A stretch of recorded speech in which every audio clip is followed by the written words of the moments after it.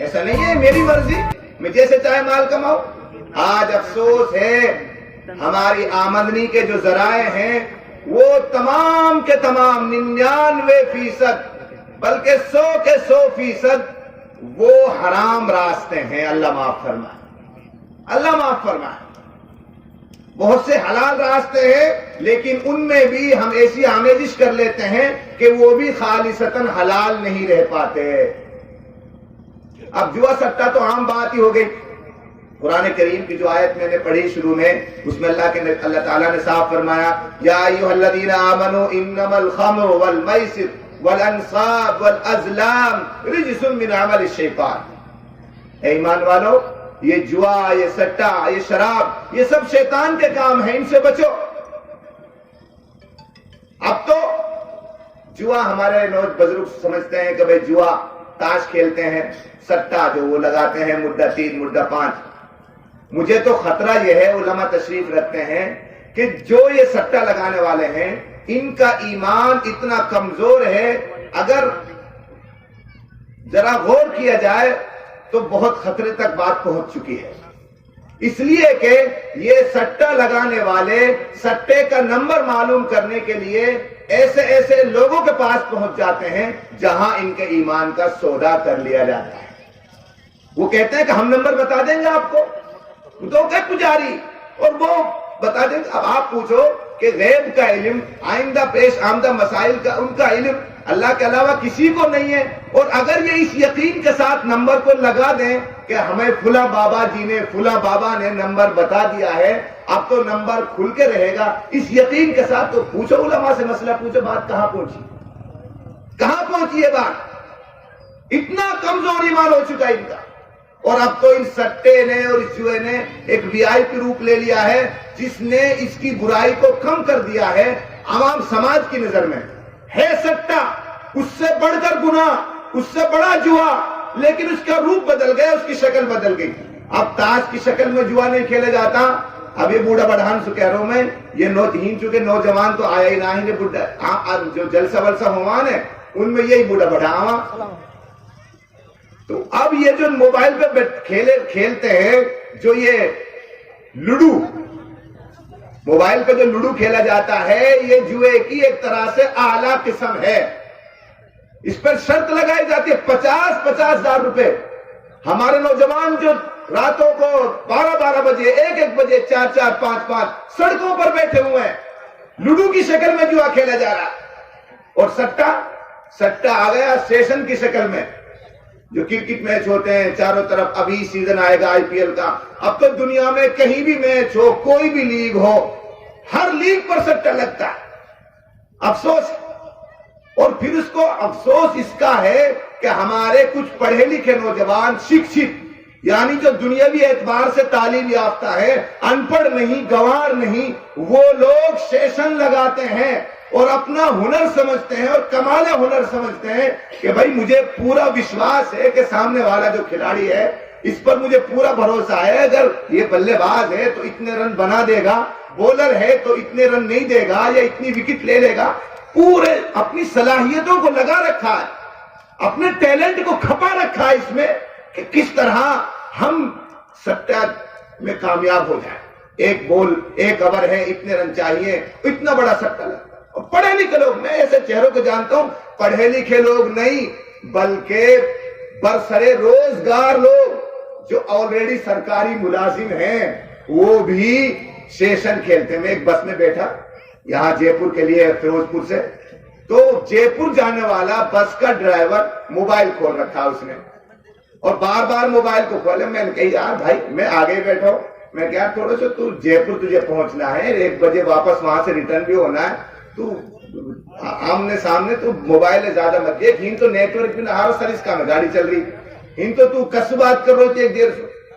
مول صاحب کچھ نام, پھر میں نے دیکھی تو وہاں کرک بس ایک ایپ ہے جس میں کرکٹ کا اسکور آتا ہے, وہ اس نے کھول رکھا تھا. میں نے کہا بھائی تو اتنا بڑا دیوانو کیسے ہوگا, کرکٹ کو میچ چل رہا آسٹریلیا کو افریقہ کو, تینے کرک بس کھول رہا کے بسیں چلا رہا ہوں, تو یاد یہ کرو نا مول صاحب کچھ نہ. بس پھر وہاں اصل بات بتا دوں, کچھ نہ مول صاحب سٹا لگا رکھو میں نے تیا پہ, افریقہ ہار جات دی ہے, اتنی 1 وکٹ ہوگی. کل ملا کر کے جو آدمی سرکاری ملازم ہے وہ شیشن کھیل رہا ہے بس چلاتے ہوئے. سب لوگ اس میں ملوث ہیں اور گناہ نہیں سمجھتے. افسوس اس کا ہے کہ اس کو گناہ نہیں سمجھا جا رہا. مسئلے کی بات سن لو کان کھول کر کے, اور وہ بڈھا بھی سن لیے جو ان پہ بیٹھا رہے. ہم کوئی جیت جات لو پیوا ٹھنڈا, تو جیت کو پیوا ٹھنڈا.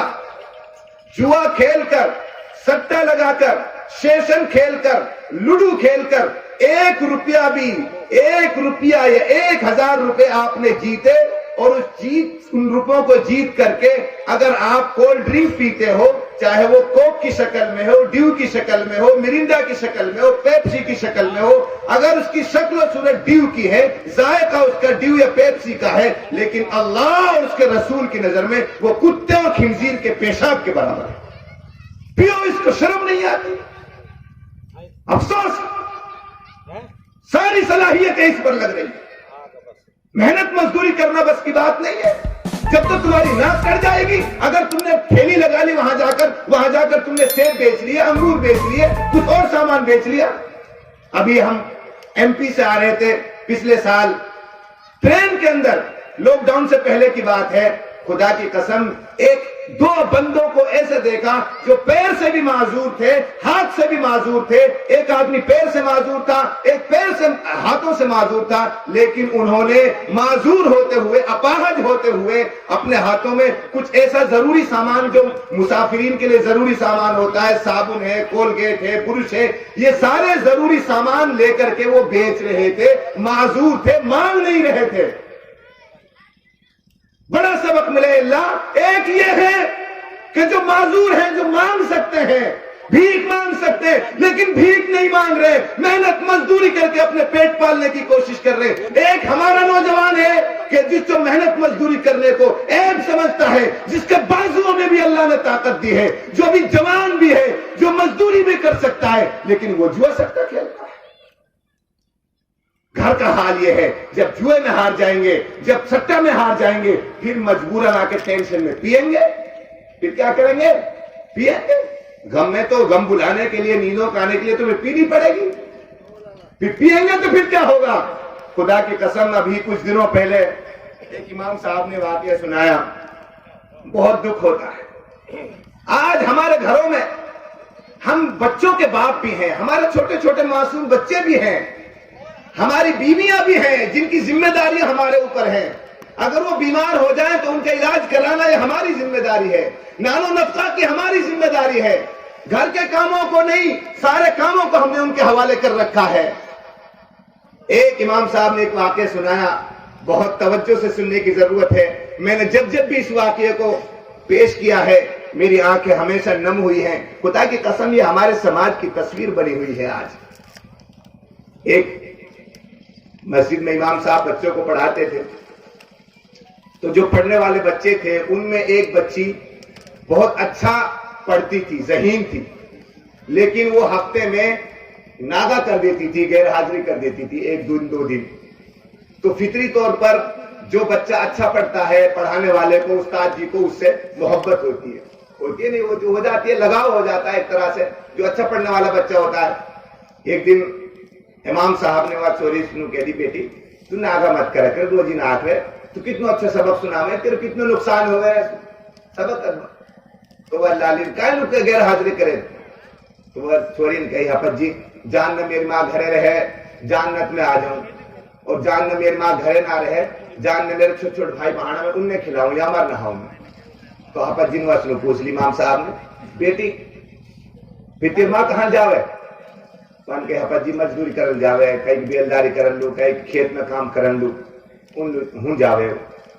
پھر حافظ جی نے سوال کرو, بیٹی پھر تیری ماں مزدوری کرل جاوے, تیرے باپ نہ؟ پان کے حافظ جی ہے گو. تو پھر تیرے باپ کہاں کرے؟ اے وانے جب اتیک پوچھی وہ چھوری سو, حافظ جی پھر تیرے باپ کہاں کرے؟ اتیک سن کے چھوری معصوم بچی, 10 سال سے کم عمر کی بچی نگنی رونے لگ گئی, سبکین سو رونے لگ گئی. حافظ جی چپ کری, بیٹا میں تو نیت پوچھئے تیرے باپ کہاں کرے؟ گھنی دیر میں روتی روتی نے سبکتی نے بات کہی, حافظ جی کچھ نہ کہہ رہے, دن جوا کھیلے, سٹا لگاوے, اور سانج شراب پی کاوے گھر. اور پھر بھی بات ہم نے مارے اور ہمارا باپ مارے. ایک معصوم بچی کہتی ہے, جس بچی کو اپنے باپ کا پیار کی ضرورت تھی, شفقت کی ضرورت تھی, وہ بچی کیا کہتی ہے, ابا جی کچھ نہ کرے, دن میں جوا کھیلے, سال سٹا لگا کے شراب پی کا, پھر بھی بات ہم نے مارے اور ہمارے باپ مارے. پھر اگلی بات کیا کہ ابا جی جن پیسان نے میرے ماں مزدوری کر کے کما کے لاوے ان پیسان نے چھین لے جاوے. ابا جی ہمارے پہ سب جن پیسے نہ رہا. یہ اس شراب نے, یہ اس جوئے نے, یہ اس سٹے نے ہماری سماج کی حالت بنا دی ہے. آج گھروں کا یہ عالم ہے, اور افسوس ہے ذمہ داروں پر جو اس پر لگام لگانے کی کوشش نہیں کرتے. لعنت ہے ایسے ذمہ داروں پر, ایسے جھوٹے رہبروں پر جو اپنے معمولی فائدے کے لیے حق بات نہیں کہتے. ابھی ہمارے علاقے میں الیکشن کا وقت آیا اور بہرحال اب تو وہ ڈیلے ہو گیا, تو ہماری محنت, ہم ایک گاؤں میں گئے اور ہم نے جوا سٹا کے خلاف ایک گاؤں کو جوڑا. جس طرح آپ نے پنچایت کی, ہم نے ایک گاؤں کو جوڑا, وہاں کے ذمہ داروں کو بلایا, سرپنچ جو بھاوی امیدوار تھے, موجودہ سرپنچ تھے یا امیدوار تھے, ان کو بلایا. خدا کی قسم اس ایک سرپنچ کا جواب سن کر لوگوں نے بتایا کہ بھائی یہ سرپنچ ہے, جا کے پریوار میں سے شراب بیچی جا رہی ہے. ایک گاؤں کی بات بتا رہا ہوں, کیا کہا لوگوں نے, بھائی اس سرپنچ سے آپ بات کر لو, یہ اگر کہہ دے اس کا خاندان میں سے, اس کا بھائی, اس کے پریوار میں شراب بیچی جا رہی ہے چھوٹے چھوٹے گاؤں میں چھپ کر کے, تو ہم وہاں سرپنچ پہ گئے. واسطے کہی بھائی دیکھو آپ کی وجہ سے, آپ اگر کہو تو یہ برائی رک سکتی ہے, اور اتنا بڑا گناہ ہو رہا آپ کی بستی میں اور آپ کے پریوار میں. خدا کی قسم سرپنچ نے کیا جواب دیا, لعنت ہو, اتنا دکھ ہوا. کہنے لگے مول صاحب بس 17 ووٹ نہیں بگڑ جائیں گی اگر میں نے کچھ کہی. تم ووٹ کی خاطر برائیوں کو بڑھاوا دے رہے ہو, شراب بکے بکے, قوم اجڑے, لیکن تم سرپنچ بننے چاہیے. لعنت ہو ایسی سرپنچی پر, لعنت ہو جو لوگ قوم کے رہبر, قوم کو اجاڑ کر کے, قوم کو برباد کر کے, قوم کو شراب پلا کر کے, برائیوں کو بڑھاوا دے کر کے قوم کے رہبر بننے کا خواب دیکھتے ہیں. ایسے رہبروں کا خواب کبھی پورا نہیں ہوگا اور ہم نہیں پورا ہونے دیں گے. ہم یہاں کہتے ہیں اس منچ سے, انشاءاللہ علماء بیدار ہو چکے ہیں, اس قوم کو ہم تمہارے حوالے نہیں کریں گے کہ تم شراب پلا کر کے, گھروں کو اجاڑ کر کے ان پر حکمرانی کرنا چاہو. یہ قوم ہمارے آباء و اجداد نے اس قوم کو یہاں تک پہنچایا ہے, ہمارے بزرگوں نے دعوت و تبلیغ کی برکت سے قوم کو یہ مقام ملا ہے کہ ساری دنیا تمہیں عزت اور احترام کی نظر سے دیکھتی ہے. آج ہم قوم کو اجڑنے دیں, یہ ہم نہیں ہونے دیں گے انشاءاللہ. بہرحال میں یہ عرض کر رہا تھا کہ مال کیسے ہم کماتے ہیں, اللہ کے ہاں اس کی پوچھو. سوال ہوگا کس راستے سے مال کمایا, جوا کھیل کر, سٹا لگا کر, شراب پی کر, دھوکہ دے کر کے. اب مسلمان شراب بیچتا ہے, مسلمان شراب بیچتا ہے. افسوس ہے کہاں پہنچ گئے, کہاں آ گئے. چوتھا سوال, وعن مالی وفیما انفقہ, اس مال کو خرچ کہاں کیا, یہ ایک سوال ہوگا. آج ہم لوگ سمجھتے ہیں کہ میرا مال میں نے محنت سے کمایا ہے, میری کھیتی سرسوں بکی ہے, میری حلال کا ہے, اپنے مال کو جہاں چاہے خرچ کروں. نہیں نہیں, تم اس مال کے مالک نہیں ہو, یہ مال تمہارے پاس اللہ کی امانت ہے. اللہ کے ہاں جب پانی کا بھی حساب ہوگا, تم نے سنا ہوگا کہ پانی کا بھی حساب لیا جائے گا. ہے بھائی یہ تو مسئلہ مشہور ہے نا ہمارے ہاں. اور پانی کا حساب بھی کب ہوگا, وضو کرنا عبادت, نماز پڑھنا عبادت ہے, نماز کے لیے وضو بنا رہے ہو, وضو کرنا عبادت ہے. اگر سمندر کے کنارے بیٹھ کر تم وضو, نماز جیسی عبادت کے لیے اگر وضو بناؤ پھر بھی کسی وضو بنانے کے والے کے لیے یہ جائز نہیں ہے کہ وہ فضول پانی کا ایک قطرہ بھی بہائے، اس کی بھی پوچھ ہوگی۔ اگر اس نے سمندر کے کنارے بیٹھ کر پانی کا ایک قطرہ بھی فضول بہایا تو قرآن کریم کی نظر میں، اللہ کی نظر میں یہ فضول خرچی کرنے والا ہے، اور اس کا انجام، اس کا حشر وہ ہوگا جو قرآن نے بتایا، ان المبذرین کانوا اخوان الشیاطین، جو لوگ فضول خرچی کرنے والے ہیں وہ شیطان کے بھائی ہیں۔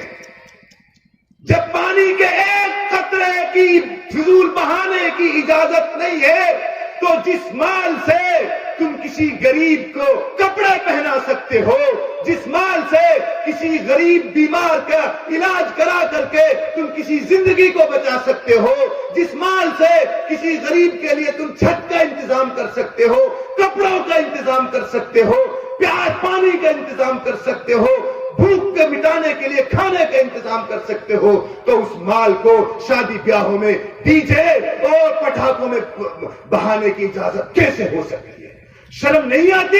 تمہاری پڑوس میں تو لوگ بھوک سے مر رہے ہیں، تمہاری پڑوس میں تو لوگ بیمار ہیں، ان کے لیے علاج کے پیسے نہیں ہیں، اور تم پٹاخوں میں پیسوں کو اڑاؤ۔ شرم نہیں آتی؟ تم کیسے ایمان والے ہو جب تو تم کو تمہارے نبی نے یوں کہا، لا یؤمن احدکم حتی لا یامن جارہ بوائقہ، جب تک کوئی شخص مومن نہیں ہو سکتا جب تک کہ اس کا پڑوسی اس کی شرارتوں سے محفوظ نہ ہو۔ دوسری روایت میں ہے، جب تک اس شخص کا ایمان مکمل نہیں ہے وہ خود تو پیٹ بھر کے کھائے اور اس کا پڑوسی بھوکا رہے۔ خدا کی قسم، اگر تمہارا پڑوسی ضرورت مند ہے اور تم پٹاخوں میں پیسوں کو پانی کی طرح بہا رہے ہو تو خدا کی قسم، اللہ کے یہاں اگر اس بھوکے نے خودکشی کر لی بھوک کی وجہ سے، اگر کوئی بیمار وقت پر علاج نہ ہونے کی وجہ سے اس کی موت واقع ہو گئی، مرنے والا مر گیا، یتیم ہونے والے یتیم ہو گئے، اس کی بیوی بیوہ ہو گئی، خدا کی قسم قیامت کے دن تم مالداروں، پٹاخوں میں پیسوں کو اڑانے والوں، پیسہ حلال ہے مان رہے ہیں لیکن اس کے تم مالک نہیں ہو، قیامت کے دن تمہاری گردن نپے گی۔ جو تم 50 گاڑیاں بارات میں لے جا رہے ہو، جو تم ہسلی گلی بند میں 5 تولہ کا ناپ کی خاطر سیدھا نقصان کر رہے ہو، 5 گرام ابھی کسی سنار سے ہسلی اور گلی بند لے کر کے آؤ، جس کی جو 40 گرام میں خرید کے لائے تھے واپس بیچو تو 35 گرام سے زائد وہ نہیں بک سکتا۔ یہ 5 گرام فضول خرچی ہے اور قیامت کے دن تمہاری گردن نپے گی۔ کیا ضرورت تھی ہسلی بنانے کی؟ کیا ضرورت تھی گلی بند بنانے کی؟ اس 5 گرام سے تو کسی کی زندگی بچائی جا سکتی تھی، کسی کی عزت بچائی جا سکتی تھی۔ اگر کوئی غریب مجبوراً اپنی بیٹی کی عزت کا سودا کرے گا تو خدا کی قسم مالداروں تمہاری بھی گردن لگے گی۔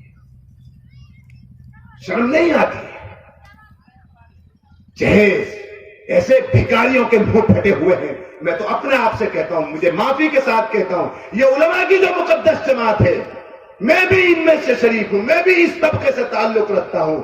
اس کا سب سے بڑا مجرم، خدا کی قسم میری قوم، میں برملا اعتراف کر رہا ہوں، کھلے عام اعتراف کر رہا ہوں، اس پلیٹ فارم پر اعتراف کر رہا ہوں، اس جہیز جیسے جرم کا سب سے بڑا مرتکب میں ہوں، اور اس جہیز جیسے جرم کا سب سے بڑے مرتکب ہم علماء کی جماعت ہے۔ لیکن خدا کے لیے ہم معافی چاہتے ہیں، ہم سے غلطیاں جو ہوئی، لیکن اب تو قوم کو بچانا ہے، قوم کی بیٹیوں کی عزتوں کو بچانا ہے، اس لیے توبہ کا دروازہ اللہ نے کھولا ہے۔ ہم تو توبہ کرتے ہیں، ہم عہد کرتے ہیں کہ انشاءاللہ آئندہ اپنے بچیوں کی شادیوں میں نہ جہیز دیں گے نہ جہیز لیں گے، اس لیے کہ موجودہ علماء نے فتویٰ دے دیا ہے، مسئلہ بتا دیا ہے، جہیز کا لینا بھی حرام ہے، جہیز کا دینا بھی حرام ہے، جہیز کا مطالبہ بدرجہ اولا حرام ہے اور اعلیٰ درجے کا حرام ہے۔ جیسے کتے کو پیشاب کا پینا حرام ہے، اسی طرح جہیز کو لینا حرام ہے،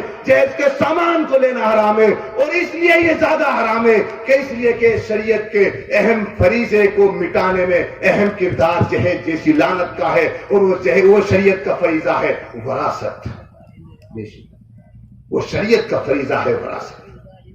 آج وراثت کے اوپر کوئی بات نہیں کرتا، ہماری زبانوں پر تالے لگ جاتے ہیں۔ شریعت کا اتنا واضح حکم، علماء کی موجودگی میں بڑی ذمہ داری کے ساتھ یہ کہتا ہوں کہ وراثت جیسا شریعت کا فریضہ اندازہ لگائیے، نماز کی تفصیل اللہ نے نہیں بتائی، اقیم الصلاۃ کہا، زکات کی تفصیل اللہ نے نہیں بتائی، آتوا الزکاۃ کہا، روزے کی تفصیل اللہ نے نہیں بتائی، کتب علیکم الصیام کہا، حج کی تفصیل اللہ نے نہیں بتائی، من استطاع الیہ سبیل کہا، لیکن وراثت کی تفصیل اور ڈیٹیل خود اللہ نے بیان کی۔ یوصیکم اللہ فی اولادکم، مرنے والا مرے، اولاد چھوڑے، نرینہ اولاد چھوڑے تو بیٹوں کا یہ حق ہے، بیٹیوں کا یہ حق ہے، بیوی کا یہ حق ہے، ماں کا یہ حق ہے، فلاں کا یہ حق ہے۔ اس کو قرآن کریم نے تفصیل سے بیان کیا ہے۔ آج افسوس ہے قرآن کریم کے اتنے واضح حکم کو، اتنے اہم فریضے کو ہم نے مٹا دیا ہے، اور شریعت کو مٹانے میں بڑا کردار ہم شریعت کو پھیلانے والوں کا ہے، شریعت کو پڑھنے والوں کا ہے، شریعت کو پڑھانے والوں کا ہے۔ میں اس ذمہ داری کا احساس نہیں بلکہ اس ذمہ داری، اس غلطی کا اعتراف کرتا ہوں علماء کی موجودگی میں۔ افسوس ہے کہاں سے آ گئی یہ جہیز کی لعنت؟ کوئی ثابت کرے، کوئی عالم ثابت کرے، کوئی فقیہ ثابت کرے، کوئی علامہ ثابت کرے کہ کسی صحابی نے، اللہ کے نبی علیہ السلام نے اپنی شادی کی ہو کوئی جہیز لیا ہو، اپنی اولاد کی، اپنی بیٹیوں کی شادیاں کی ہو کوئی جہیز دیا ہو، صحابہ نے اتنی شادیاں کی کوئی جہیز کو ثابت کرے۔ اور نعوذ باللہ جو حضرت فاطمہ رضی اللہ تعالی عنہا کو اللہ کے نبی علیہ السلام نے کچھ ضروری چیزیں دی تھی، مشکیزہ، تکیہ، چادر، ان کو کچھ لوگ کو غلط فہمی ہو گئی ہے، وہ اس کو جہیز کہتے ہیں۔ میں علماء، موجودہ علماء حضرت مولانا اسد صاحب اور مولانا منظور نعمانی کی تحقیق کے حوالے سے یہ عرض کرتا ہوں، یہ غلط فہمی ہو گئی ہے۔ حدیث میں جو لفظ جہزہ آیا ہے اس کے معنی موجودہ جہیز کے نہیں، مروضہ جہیز کے نہیں، اس کے معنی ضروریات کا انتظام اور انتظام کرنے کے ہیں، بندوبست کرنے کے ہیں۔ اس زمانے میں جہیز کا تصور ہی نہیں تھا، اور اگر کوئی پھر بھی تعویل کرتا ہے تو نعوذ باللہ وہ اللہ کے نبی پر تہمت اور بہتان باندھتا ہے۔ آپ تھوڑا سا سمجھے اس مسئلے کو، میں ہلکی وضاحت کرتا ہوں۔ وہاں اللہ کے نبی نے جو انتظام کیا تھا، حضرت علی بھی حضرت علی کے بھی آپ ہی سرپرست تھے، بیٹے والے بھی آپ تھے، بیٹی والے بھی آپ تھے۔ ایسا موقع آپ کو ہوگا بھائی بیٹا والا بھی ایک اور بیٹی والا بھی ایک ہو، ایسا ہو سکتا ہے؟ ہو سکتا ہے۔ آپ کی مثال دوں، آپ کی بہن کی شادی آپ نے کر دی، بہن کو اللہ نے اولاد بھی دے دی، آپ کے بہنوئی کا انتقال ہو گیا، آپ کی بہن بیوہ ہو گئی، ودوا ہو گئی، رانڈ ہو گئی، اب وہ واپس اپنے گاؤں میں آ کے رہنے لگی، اس نے کوئی دوسرا نکاح نہیں کیا۔ اب اس کے بچے جو جوان ہوں گے ان کی ذمہ داری، ان کا انتظام کون کرے گا؟ بھائی تو کریں گے، بھائی اس کا شوہر تو ہے نہیں۔ اب بھائی یہ سوچے کہ میری بہن کا بیٹا جوان ہو گیا ہے اور میری بیٹی بھی جوان ہو گئی ہے، کیوں نہ میں اپنی بیٹی کا رشتہ اپنے بھانجے سے کر دوں۔ اب یہاں بیٹا والا بھی ایک ہے اور بیٹی والا بھی وہی ہے، بیٹا والا وہ ہے کہ نہیں؟ ہو سکتی ہے شکل ایسی نہیں ہو سکتی؟ بیائی ہی یہی شکل تھی وہاں، حضرت علی رضی اللہ تعالیٰ عنہ کے سرپرست اللہ کے نبی، اور وہ ضروری سامان حضرت علی کے گھر میں نہیں تھا، اس لیے اللہ کے نبی نے حضرت علی کی طرف سے، وہ بھی حضرت علی کے پیسے سے، کہیں کوئی مول صاحب گڑی نہ نکال لیے کہ بھائی جہیز ہو، وہ بھی دلہا کا پیسہ، بھائی دلہا کے پیسے سے کوئی سامان خریدا جائے گا، کیا اس کو جہیز کہتے ہیں؟ نہیں کہہ سکتے نا، وہ تو حضرت علی کی پیسے، حضرت علی کے پیسے۔ اس لیے میرے بھائیوں، خدا کے لیے اپنے پیسے کو اپنے بچوں کی تعلیم پر خرچ کرو، شکشا پر خرچ کرو، اس جہیز کی لعنت سے بچو، برباد ہونے سے بچو۔ اب تو یہ گھر برباد نہ ہو، میں نے کرو بھائی شادی تو خانہ آبادی کا ذریعہ اور پیش خیمہ ہوتی تھی، ہمارے ہاں تو شادی اجاڑتی ہے، برباد کرتی ہے۔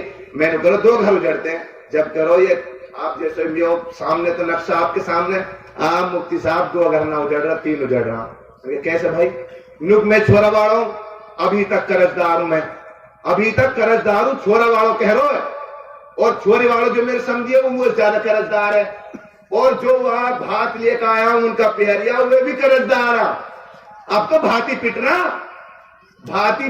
بھاتی کیسے سماج میں ہم جی رہے؟ ابھی ایک ساتھی نے بتایا، خدا کی قسم بالکل ہم سوچتے ہیں ہم زمانہ جاہلیت میں جی رہے۔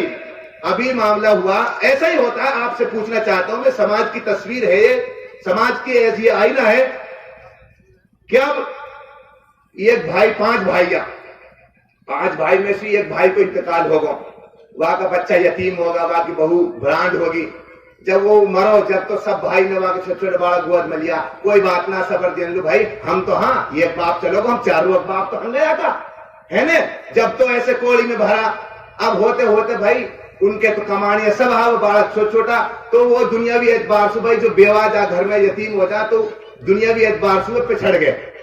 ہونا چاہیے کہ مدد کی جاتی, اور اب بجائے مدد کے آئو بھاگ کو ٹائم بہن کو بہن لو بھاگ گنا ٹائم آئو, تو بھائی نے مشورہ کرو 1 لاکھ کو بھاگ بھرنا ہے, تو اب ہم ہاں 5, ایک بھائی تو مر گو, ایک تو بیوہ ہے 4, تو 20-20 ہزار روپے طے کر لیا. اب وہ رانگ پہ گیا ہوئے بس کئی 20,000 دے بھاگ بھرنو, وہ ان کے میرے پہ اتنا ہاں ارے برابر کو حصہ لے رہی ہے دے. اب وہ روے ہنس لیے دھڑک کے نہیں جب وہ نے 20,000 روپیہ دیا. بتاؤ ایسے ہو رہی ہے کہ نہ ہو رہی ہے بتاؤ. اب بتاؤ کیسے سماج میں ہم جی رہے ہیں, کتنا بڑا ظلم اور کتنا بڑا انیائے ہے یہ, کہاں کا انصاف ہے. پھر سوچو اللہ کی مدد آ جائے گی, حد ہے تمہاری مدد پر, شرم بھی نہیں آتی تم کو. ایسا سماج کو ہم نے ایسا رسومات میں ایسا جکڑ دیا ہے کہ غریب غریب ہوتا جا رہا, نہ کوئی غریب پر رحم کھا نہ کوئی یتیم پر رحم کھاتا. شرم نہیں آتی بالکل. دین اسلام کی کوئی ذرا سی بھی کوئی رمقی باقی نہیں رہی, اسلامی زندگی نظر ہی نہیں آتی کہیں. میرے بھائیوں خدا کے لیے اسلامی زندگی اپناؤ, اور آج بھی اگر تم نے اسلامی زندگی نہیں اپنائی تو تم کو تباہ ہونے سے کوئی نہیں روک سکتا, تم کو غلام ہونے سے کوئی نہیں روک سکتا. نہ تمہارے ایمان کی حفاظت کی ذمہ داری لی جا سکتی ہے, نہ تمہارے وجود کی حفاظت کی ذمہ داری لی جا سکتی ہے, نہ تمہاری عزت کی حفاظت کی ذمہ داری لی جا سکتی ہے اگر انہی رسومات اور خرافات اور غیر اسلامی رسومات کو ادا کرتے ہو تم آگے بڑھتے ہیں.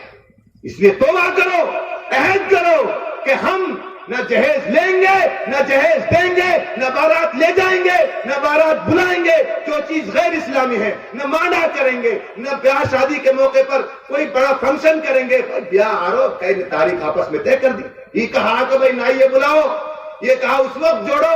اللہ کے نبی علیہ السلام کے زمانے میں تو اس بیاہ ہو جاتے ہیں. یہ ایک صحابی ہے عبد الرحمان, بڑو مالدار صحابی, عشرہ مبشرہ میں نام بیاہ کر لیو. اللہ کے نبی نے بتائی بھی نہ ہونی کھونی ہے. اللہ کے نبی نے جب بدن پر نشان دیکھو عبد الرحمان تب کا نشان لگو, وہاں نے تو بغیر شرمندگی کے کہہ دی اللہ کے نبی انی تزوجت امرأۃ, میں نے بیاہ کر لیو, وہ وقت میں خوشبو میرے کپڑے پہ لگ گئی. اللہ کے نبی نے الہن نہ دیو, تم چپ چاپ بیاہ کر لیو, کم سے کم نکاح پڑھانے بھی بلا لے, تو کچھ بھی نہ کہی بلکہ برکت کی دعا دی, بارک اللہ لکا, اللہ برکت کرے, اولن ولو بشاتن, ولیمہ کر لیو بھائی. ماں ڈھک نہ کہی, کہیں کہی ولیمہ. جب بکری ذبح کرنا, اس زمانے میں بکریاں عام بکریوں پالنے کا رواج تھا, ہر گھر میں بکریاں ہوتی تھی, بکری ذبح کرنا ان لوگوں کے لیے کوئی بڑا مسئلہ نہیں تھا. اس وجہ سے اللہ کے نبی نے بکری ذبح کرنے کا بھی حکم دے دیا, ورنہ ولیمہ شریعت میں کوئی اہم اور ضروری نہیں ہے, سنت ہے, اور اس کا دائرہ بہت مختصر بھی ہے, بہت وسیع بھی ہے. اپنی استطاعت اور حیثیت کے مطابق ولیمے کو تم 2 لوگوں کو کھلا کر بھی سمیٹ سکتے ہو, ولیمہ ہو جائے گا, ولیمے کی سنت ادا ہو جائے گی. شریعت نے شادی کے 2 خرچے رکھے ہیں. کتنے خرچے رکھے بھائی؟ 2, ایک مہر کا, دوسرا ولیمے کا. مہر کتنا ہے؟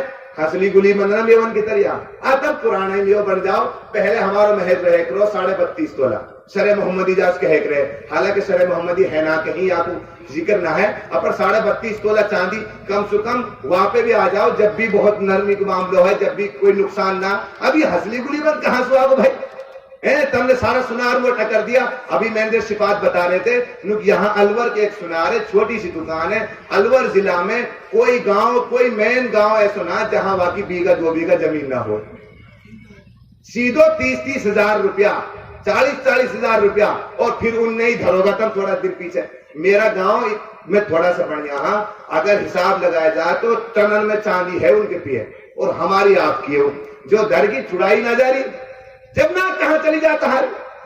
یہ ایک رسم اور بھیا اور مٹاؤ. بیاہ کے موقع پہ جو تم مسجد میں سامان لے جا رہا ہو, سچ بتاؤ یا میری اخلاص کی الف بھی ہے؟ انورٹر, جنریٹر, فریج, بڑے بڑے پنکھا, اپنی مسجد کی امام کی تنخواہ نہ دے رہے, اپنی مسجد تو گھاڑی پڑی جا کو مقتدی ہے, اور ہون جا کے جنریٹر لے جا رہے. بتاؤ, اپنی مسجد جا کو تو مقتدی ہاں, جا کو خرچہ تیرے ذمے ہے, امام کی تنخواہ تیرے ذمے ہے, ہون تے تیرے کے ناج امام 2 سال سے مانگ رہو, من ناج نہ دیو تیرے, اور ہون چھوڑا کے بیاہ میں تو انورٹر لے جا رہو. یہ کون سا نظام ہے؟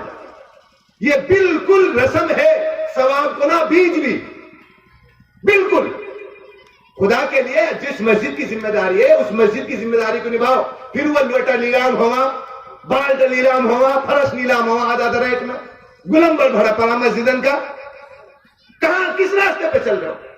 ویسے ہم دیندار، ہم سے زیادہ دیندار نہ کوئی. دھوکہ دے رہا اللہ پبلک دنیا میں. کب تک دھوکے دو گے؟ خدا کے لیے بیاہ شادیوں کی ان شادیوں کو آسان کرو، سادہ کرو، اور غریبوں کی مدد. آج کل موسم اللہ جی نے بھی جہیز کے نام پر کچھ مدد کرنی شروع کی. میں اس اتفاق نہیں، میں کیا بلکہ کوئی بھی اتفاق نہیں رکھے گا. جہیز کو اگر آپ غریبوں کی بیٹیوں کی شادیوں میں سامان دلواؤ گے تو جہیز کہاں رک رہا؟ جہیز کو تو آپ بڑھاوا دے رہے ہو.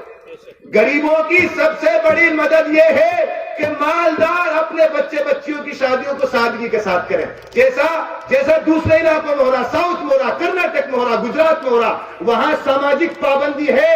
کروڑ پتی آدمی بھی اپنے بیٹے کے ولیمے میں بریانی نہیں بنا سکتا. وہاں کھچڑا ہی بنے گا تو کھچڑا ہی بنے گا. شادی کا خرچہ 5,000 کا ہے، اس سے زیادہ اگر تجھے گوشت کھانا ہے، قورمہ کھانا، مٹن کھانا، چکن کھانا، اپنے گھر میں کھا. جو ولیمے کا کھانا، کومن کھانا، وہ یہ ہوگا جو ہمارے سماج میں، تاکہ ہر غریب اس کھانے کو کھلا سکے. غریبوں کی مدد کرنی ہے. اپنی شادیوں کو آسان کرو، اپنے بچیوں کی شادیوں کو ہلکا کرو، سادگی کے ساتھ کرو. یہ سب سے بڑی مدد ہے، اور اس مدد کی اس وقت سب سے زیادہ ضرورت ہے.